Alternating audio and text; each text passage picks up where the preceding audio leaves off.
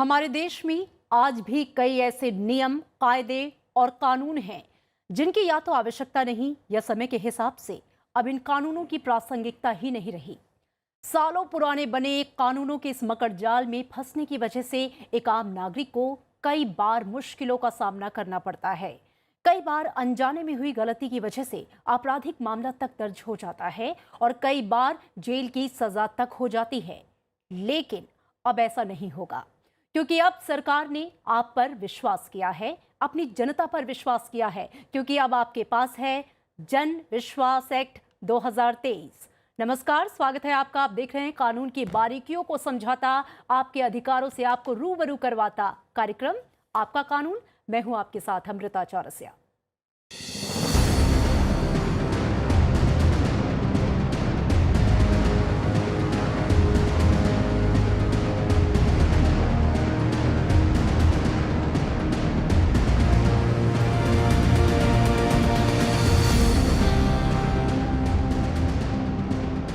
कानून के इस अंक में आज बात उस कानून की जो जुड़ा है जनता के विश्वास के साथ, इसलिए इसका नाम है जन विश्वास कानून। जन विश्वास कानून 2023 के जरिए कई पुराने कानूनों और प्रावधानों में संशोधन किया गया है। इस कानून के आने के बाद 19 मंत्रालयों के 42 कानूनों के 180 अपराधों को गैर आपराधिक घोषित किया गया है। यानी 180 अपराधों को अब अपराध नहीं माना जाएगा। इनकी सजा में या तो बदलाव कर दिया गया है, कई अपराधों को जुर्माने तक सीमित किया गया है, तो कई मामलों में सजा कम की गई है या फिर खत्म की गई है।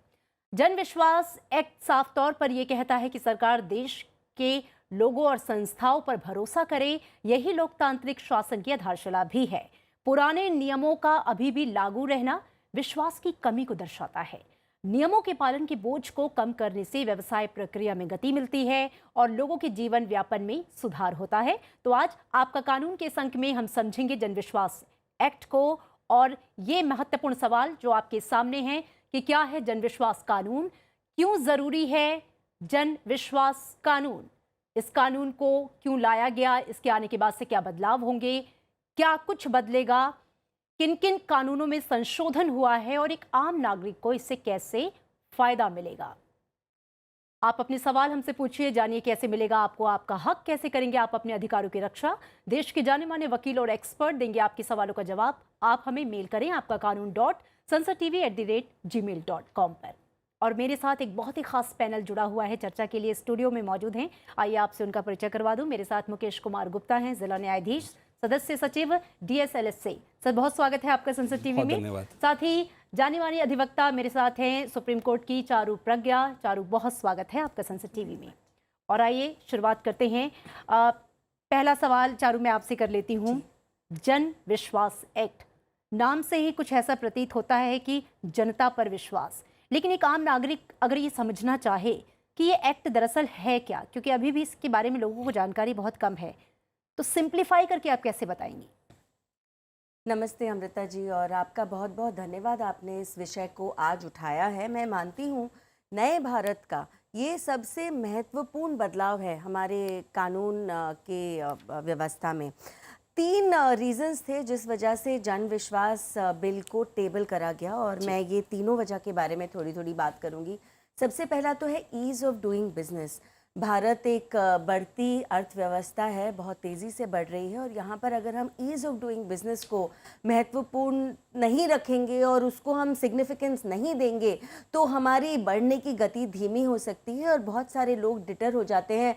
उन्हें लगता है कि छोटी छोटी गलतियों पे जेल जाना पड़ सकता है, कोर्ट्स के चक्कर काटने पड़ सकते हैं। तो ईज़ ऑफ डूइंग बिजनेस को बढ़ावा देने की ज़रूरत है, और ये हमने बहुत हद तक पिछले 10 साल के मोदी सरकार के कार्यकाल में हमने देखा है, क्योंकि 2013 में जो ईज ऑफ डूइंग बिजनेस की वर्ल्ड बैंक की रैंकिंग होती थी उसमें भारत 132 नंबर पे थी, 132 नंबर पे थी, और 2020 में हमारी रैंकिंग 63 हो गई है। तो अगर हमें ईज ऑफ डूइंग बिजनेस को बढ़ावा देना है, अपनी बढ़ती अर्थव्यवस्था का सहारा बने रहना है, तो ईज ऑफ डूइंग बिजनेस पे हमको ध्यान देना होगा।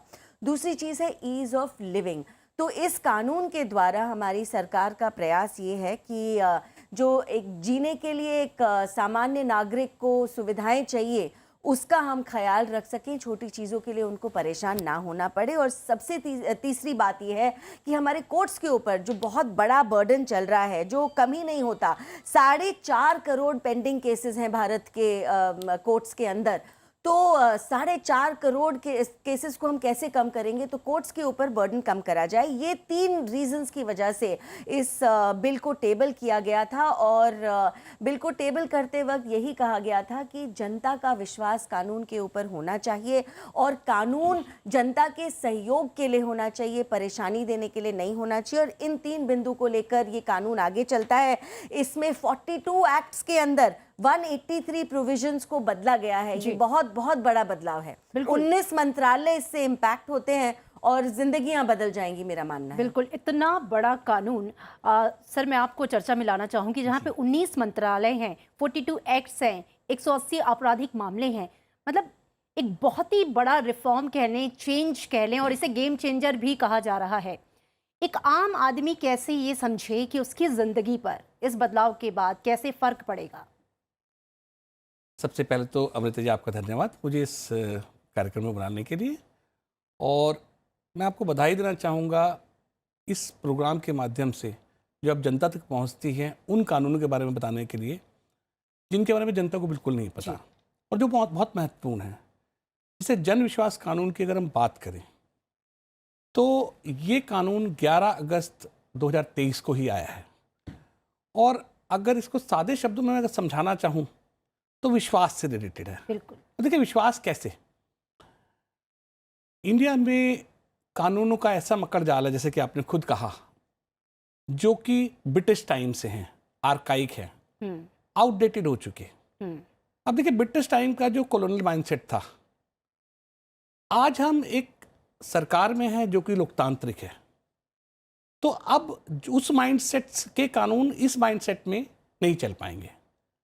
सरकार को ये कदम बहुत पहले लेना चाहिए था और बहुत अच्छा और वेलकम स्टेप है कि आज हम जो 1867 के कानून हैं, 1867, 1889, 1927, 1923, 1940, 1948 और आते आते लास्ट में जो आधार एक्ट 2016 तक है, ऐसे 43 कानूनों में, 42 कानूनों में 183 संशोधन किए गए हैं।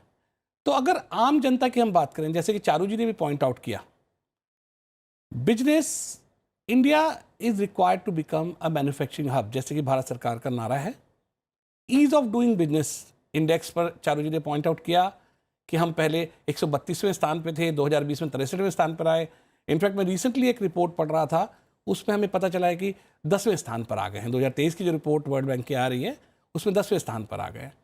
अब जन विश्वास की अगर बात करें, आम जनता की अगर बात करें, देखिए, अगर कोई भी बिजनेसमैन, कोई भी एंटरप्रेन्योर अगर कंट्री में आता है, वो इन्वेस्टमेंट करना चाहता है, कंप्लायंसेस तो करना चाहता है, लेकिन कंप्लायंसेस के मकर जाल में नहीं फंसना चाहता, जिसे काउबैब बोलते हैं। और कहीं कहीं पर ये जो कानून एग्जिस्ट कर रहे थे, ये ओवर क्रिमिनलाइजेशन था। तो this is the first step to decriminalize उन कानूनों को जहां पर माइनर एक्ट्स के लिए सजा मुकर्रर थी, उन सजाओं को बदल दिया गया है जी। पेनल्टी में, फाइन्स में, मैं पेनल्टी और फाइन्स का भी फर्क बताना चाहूँगा बाद में। लेकिन अभी जो अगर जन विश्वास कानून की बात करें तो एक ऐसा कानून है जिसमें 19 मंत्रालयों के 42 एक्ट्स में 183 संशोधन लाए गए हैं। और बहुत वेलकम स्टेप है ये आम जनता के लिए। इससे ना सिर्फ इकोनॉमी को बढ़ावा मिलेगा, बल्कि हम एक समृद्ध भारत की तरफ चल पड़ेंगे। बिल्कुल। चारू, आपसे मैं ये समझना चाहूँगी, आपने 3 इंपॉर्टेंट पॉइंट बताए, ease of doing business, ease of living, और जो कोर्ट्स पे भार है हमारी न्यायपालिका पर, उसका भी बोझ कम होगा। सबसे पहले ईज़ ऑफ डूइंग बिजनेस की बात कर लेते हैं, क्योंकि जो मझोले क्षेत्र हैं, जो छोटे मोटे बिजनेस इंडस्ट्रीज़ हैं, वो हमारे यहाँ बहुत ज़्यादा हैं और उसका योगदान भी बहुत ज़्यादा है जीडीपी में, उसकी संख्या बहुत ज़्यादा है। वो लोग ये कैसे समझें कि इन कानूनों में जो संशोधन हुआ है, उनके ईज़ ऑफ डूइंग बिजनेस में उसका कैसे असर पड़ेगा? उसके कुछ प्रावधानों को आप प्लीज़ बताएं। जी, आपने बिल्कुल ठीक कहा अमृता जी। जो एमएसएमईज हैं वो हमारे देश की बैकबोन है, रीढ़ की हड्डी हैं। जी। तो चाहे हमारी इकोनॉमी को बढ़ावा देना हो या नौकरी देने का काम हो, एमएसएमईज ये काम बहुत बड़े तरीके से हमारे देश में करती हैं। लेकिन एक समस्या है, एक फेल्ड बिजनेसमैन को क्रिमिनल समझा जाता था अब तक, और इसी एक सोच को बदलने की कोशिश करी गई है इस एक्ट के द्वारा। लॉ में एक शब्द है जिसका मतलब है मेंस रिया। मेंस रिया मतलब क्रिमिनल इंटेंट। आप कोई एक्ट या कोई काम कर रहे हो, आपका इंटेंशन क्या है, क्या आपका क्रिमिनल इंटेंशन है या आपसे गलती हो गई। और इन दोनों चीज़ों में फ़र्क करना बहुत ज़रूरी है, क्योंकि गलती हो जाना क्राइम नहीं हो सकता, और अगर आप पहले से ही गलत इंटेंशन से चल रहे हो तो आप बचने नहीं चाहिए। तो सोचना ये है कि अगर आपकी गंभीर गलती है तो जेल अवश्य होगी, लेकिन अगर आपकी छोटी मोटी गलती है तो उसमें आपको बच जाना चाहिए। उसमें ऐसा नहीं होना चाहिए कि सोशल इम्पैक्ट भी पड़ता है, जेल चले जाने से कंपनियां डूब जाती हैं। तो इस चीज़ का ख्याल रखा गया है। जब हम फाइन्स और पेनल्टीज़ की बात करते हैं, हम डीक्रिमिनलाइज करने की बात करते हैं किसी सेक्शन को, पहले तो मैं ये साफ बता दूं, इसमें कोई ऐसा सेक्शन नहीं है जो सीरियस है, ग्रीवियस है। तो अगर बड़ी गलती है तो ये मत समझिएगा कि जन विश्वास एक्ट के आ जाने से आपको सज़ा नहीं मिलेगी या आप बच जाएंगे, आप बिल्कुल नहीं बचेंगे। लेकिन जो छोटी चीज़ें होती हैं, जो एक छोटा बिजनेसमैन होता था, जो माइनर लैप्सेस के लिए जेल पहुंच जाता था, इसको अब बदल दिया है। पहले जैसे कंप्लायंस करना होता है, हर एक कंपनी को एक कंप्लायंस करना होता है, कंप्लायंस ना करने के लिए 10 लाख तक का आपको जुर्माना, एक फ़ाइन आपको देना पड़ता था। लेकिन फ़ाइन आप कैसे देते हैं? फ़ाइन देने के लिए तो आपको कोर्ट का ही दरवाज़ा खटखटाना पड़ता है। लेकिन अगर हम इस फ़ाइन को पेनल्टी में बदल देंगे तो ये जो अथॉरिटीज़ हैं, जो क्वाजी जुडिशल अथॉरिटीज़ हैं, वो एडजुडिकेटिंग जो बॉडीज़ हैं, वो इस पेनल्टी को लेवी कर सकती हैं। तो कोर्ट के ऊपर बर्डन कम हो जाता है। तो एक काम तो ये किया गया है कि छोटी छोटी चीज़ों के लिए आप जेल नहीं जाएंगे। दूसरी बात, फाइन्स को बदल के पेनल्टीज कर दिया गया है। और अब तक बहुत सारे फाइन्स हमारे देश में ऐसे चल रहे थे कि उनको पढ़कर हंसी आती थी। 10 रुपए का फाइन लगा दिया, 100 रुपए का फाइन लगा दिया। वो 100 रुपए भरने के लिए लेकिन आपको कोर्ट जाना पड़ता था। अब इसको बदल दिया गया है। अब ये छोटे छोटे फाइन जो मजाक बन जाते थे उनको हटा दिया गया है, इनको पेनल्टी बना दिया गया है। और पेनल्टी में भी एक प्रोविजन ये लाया गया है कि हर 3 साल के बाद पेनल्टी का अमाउंट 10% से बढ़ जाएगा। तो जैसे हमारा हर चीज में इन्फ्लेशन होता है, पेनल्टीज में भी इन्फ्लेशन होने लगेगा। बिल्कुल, आप बहुत ही विस्तार से और अच्छे से आपने बताया चारू। सर, मैं आपसे समझना चाहूँगी कि जो ये बदलाव किए गए हैं उसे लेकर आपको क्या लगता है आने वाले समय में? चूँकि आप तो जज की कुर्सी पे बैठते हैं, आप समझ सकते हैं कि खासकर अगर हम न्यायपालिका की बात करें, और हम जानते हैं कि कितने ज़्यादा केसेस लंबित हैं और कितना ज़्यादा बोझ है, बहुत सारे रीज़न इसके पीछे, लेकिन इन बदलावों से उस पर कैसे असर पड़ेगा? जो केसेस की एक संख्या थी, जो भार था, उसमें जो कमी आएगी, उसका एक अलग से इम्पैक्ट आप क्या देखेंगे? देखिए अमृता जी, एक पहले हम एक डाटा को लेते हैं। लगभग 4.5 करोड़ केसेस इस वक्त पेंडिंग हैं।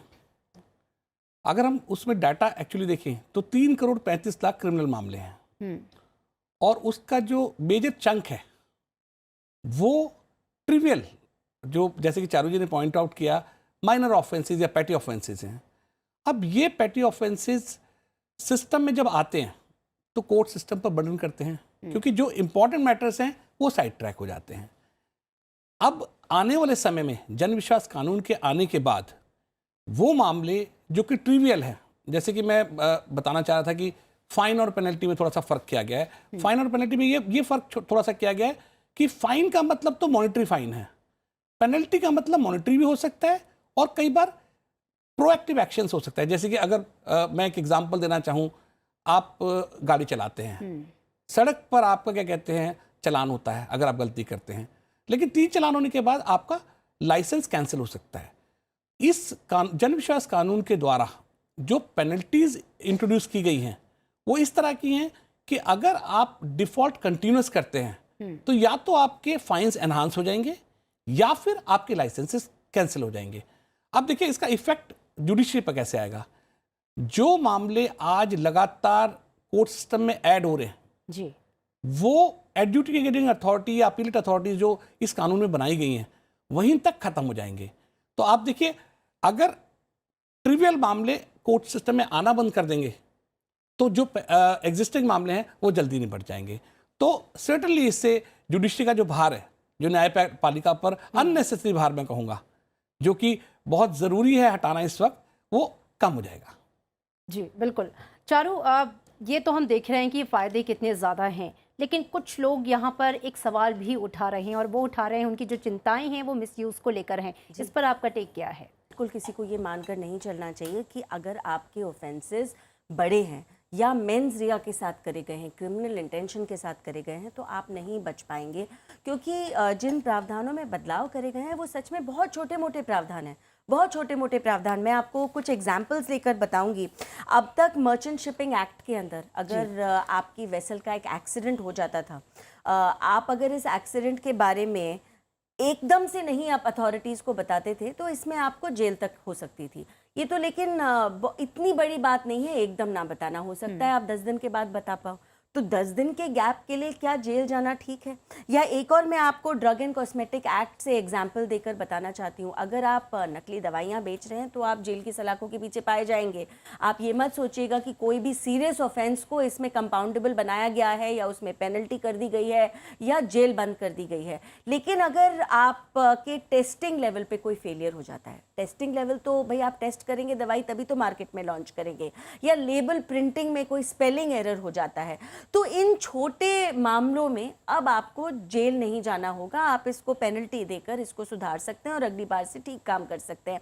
तो जिन लोगों को ऐसा लग रहा है कि इसमें ध्यान नहीं दिया गया है, तो मैं आपको बताऊं ये कई सालों के डेलिब्रेशंस के बाद इस एक्ट को लाया गया है। पार्लियामेंट की जो जॉइंट कमेटी होती है जिसमें सारे पार्टीज के सदस्य होते हैं, उन्होंने इस एक्ट को बहुत डिटेल में पढ़ा है और हर एक प्रावधान इसमें ध्यान देकर वो ही है जो माइनर है, जो छोटा है, जो फाइन दे के पेनल्टी देकर बच सकता है, जो कंपाउंड हो सकता है। जैसे अगर 2-3 चीज़ें हैं, बार बार अगर उसमें केसेस आपके फाइल हो रहे हैं तो हम उनको एक साथ उनके साथ हम डील कर सकते हैं। तो बचने वाला कोई नहीं है, इस भ्रम में आप मत रहिएगा। बिल्कुल। कॉमर्स मिनिस्टर ने कहा भी था, पीयूष गोयल ने, कि जो छोटे मोटे केसेस होते हैं उसमें हमारी जनता फंसे और उनका समय ज़ाया हो, उनका व्यापार का नुकसान हो, ये लोकतांत्रिक प्रक्रिया में ठीक नहीं है। हमें जनता पर विश्वास करना होगा, उन्हें सहयोग करना होगा। ये बात उन्होंने पार्लियामेंट में कही थी और डिस्कशन के दौरान। इस बात की सोच के पीछे अमृता जी एक बात है कि हमारे देश के ज़्यादातर लॉज, ज़्यादातर कानून अंग्रेज़ों के समय के बनाए हुए हैं। उस समय उनकी सोच ये नहीं थी कि भारत आगे कैसे बढ़े, उस समय उनकी सोच ये नहीं थी कि यहाँ के नागरिक आराम से कैसे रह पाएं। इस सोच को बदलते बदलते हमें इतना समय लग गया, लेकिन देर आए दुरुस्त आए। बिल्कुल, देर आए दुरुस्त आए।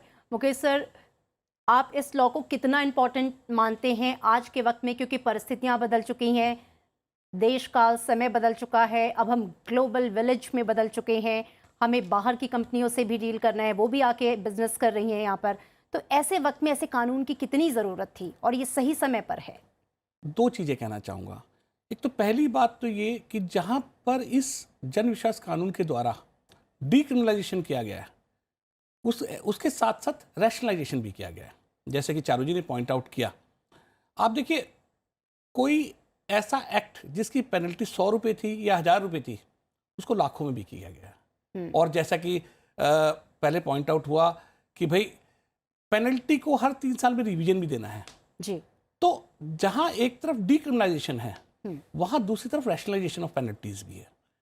और अगर इसका महत्व देखें, महत्व तो अगर आप मुझसे पूछें तो इंडिया की वर्ल्ड रैंकिंग 132 से अगर 10 तक आई है, तो आप देख सकते हैं कि कितनी इंपॉर्टेंट चीज़ है। तीसरी बात यह है कि इंडिया को मेक ऑफ इंडिया की हम बात करते हैं, make in India, make in India. But make in India क्या है?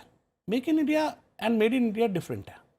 जब हम मेक इन इंडिया की बात करते हैं तो मेक इन इंडिया का मतलब है कि भाई फॉरेन इन्वेस्टर्स आएँ, यहाँ पर अपना प्रोडक्ट बनाएं और पूरे वर्ल्ड में बेचें। अब देखिए, जब इन्वेस्टर यहाँ आना चाहता है तो क्या देखता है वो? 3-4 फैक्टर ज़रूर देखता है। एक तो स्टेबल पॉलिटी, एक ये जो इकोनॉमिक इकोसिस्टम है कि भाई किसी केस में ना फंसे, या किसी केस में अगर फंसा है तो माइनर केसेस के लिए बिना मत में जेल ना हो, ये जो सिस्टम है। तो अगर इस सिस्टम को हम जो क्लीन करते हैं और हम ऐसा उनको एक इकोसिस्टम देते हैं जिसे मैं कहूँगा इकोनॉमिक री engineering of the entire paradigm. तो अब इससे क्या होगा, एम्प्लॉयमेंट जनरेशन होगी, एम्प्लॉयमेंट जनरेशन होगी तो लोगों के पास पैसे आएंगे जी। वो खर्चा करेंगे, वो इकोनॉमी में जाएगा, तो जिनके ऊपर खर्चा करेंगे उनके पास कमाई होगी, वो निवेश करेंगे। तो अगर आप पूरी साइकिल को देखें तो समृद्ध भारत के लिए या किसी भी समृद्ध राष्ट्र के लिए इस तरह के कानून बेहद जरूरी हैं। और मैं ये कहता हूं कि अगर इस कानून का जिस तरह से पालन होगा उससे हम लोग एक इकोनॉमिक इकोसिस्टम को बहुत साफ करेंगे, देश समृद्ध होगा, लोग समृद्ध होंगे। बिल्कुल। चारों, चूंकि अब हम अपने कार्यक्रम के अंतिम चरणों में हैं और मैं आपसे ये समझना चाहूँगी कि लोग इस कानून को अवेल करें, इसलिए ये ज़रूरी है कि वो पहले तो इसको समझें और जानें। बिल्कुल। तो क्योंकि पता होगा तभी तो आप उसे लेंगे। इसके लिए मैं चाहूँगी आप दर्शकों को हमारे समझाएं कि किस तरीके से अगर आप किसी मामले में फंसते हैं तो आपको पहला या दूसरा स्टेप उठाना है। जी, जैसा हम अब तक डिस्कस करते आ रहे हैं, ईज़ ऑफ डूइंग बिजनेस एक बहुत बहुत बड़ा एरिया है। वो एक मंत्रालय तक लिमिटेड नहीं है, वो एक दो एक्ट्स तक लिमिटेड नहीं है। और ईज़ ऑफ डूइंग बिजनेस एक ऐसी चीज़ है जो हम सबको छूती है, हमारे रोज़ के कार्यकाल को छूती है, हमारे काम को छूती है। अगर हम कहीं नौकरी भी करते हैं तो वो कंपनी कैसे चलती है, वो ईज़ ऑफ डूइंग बिजनेस पे, ईज़ ऑफ लिविंग पे, ये सारी चीज़ें बहुत डिपेंड करती हैं। तो जब ये सारे कानून में बदलाव लाए जाएंगे, एक तो कागजी काम में लगाने वाला जो समय है हमारी जनता का, वो बहुत कम हो जाता है। उसके बाद जिन चीज़ों के लिए हमें कोर्ट के चक्कर काटने पड़ रहे थे अभी तक, वो हम अब पेनल्टी दे पाएंगे। और बड़ी बड़ी पेनल्टी हैं, लाखों में, 20 लाख 25 लाख तक की भी पेनल्टीज़ हैं। ये बढ़ाई भी जा सकती हैं और हर 3 साल में ये बढ़ेंगी भी। तो फाइन्स को भी हमने पेनल्टीज़ में कन्वर्ट कर दिया है। मेंस रिया के ऊपर बहुत बड़ा फोकस है। क्रिमिनल इंटेंशन है या नहीं है आपका कोई भी काम करते समय, चाहे वो आप बिज़नेस की बात करें या आप मैन्युफैक्चर की बात करें, इसके ऊपर बहुत बड़ा फोकस है। और अभी सर जैसा कह रहे थे कि हमारी बढ़ती अर्थव्यवस्था में हमारे देश का इतना बड़ा योगदान है। मेड इन इंडिया तो है ही, मेक इन इंडिया भी है। उसके अलावा हम धीरे धीरे फार्मेसी टू द वर्ल्ड बनते जा रहे हैं। जितनी मेडिसिन कंपनीज़ हैं, जितनी फार्मा कंपनीज़ हैं, उनका देश, हमारे देश की तरफ झुकाव बढ़ रहा है। हमारे देश की फार्मा कंपनीज़ बहुत बढ़ रही हैं। तो इन सब चीज़ों को ध्यान में रखते हुए हमें सहयोग करना है हमारे उद्योगपति लोगों का।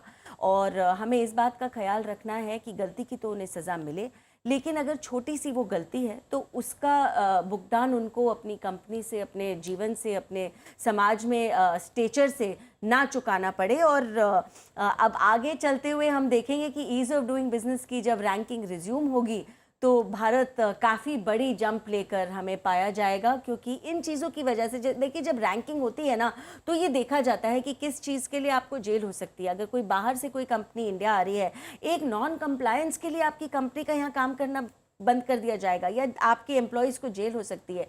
जब हम इनमें बदलाव ले आएंगे तो एक बहुत वाइड स्पेक्ट्रम पे बहुत अच्छा असर पड़ेगा। बिल्कुल।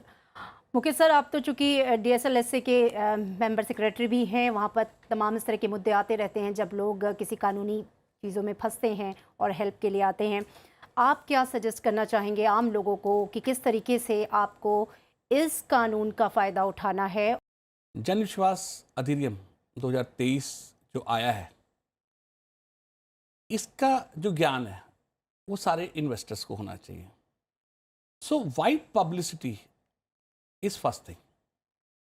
अगर आपको अपने कानूनों के बारे में नॉलेज होगी तो इन्वेस्टर सेंटिमेंट अपने आप में अपसर्च होगा।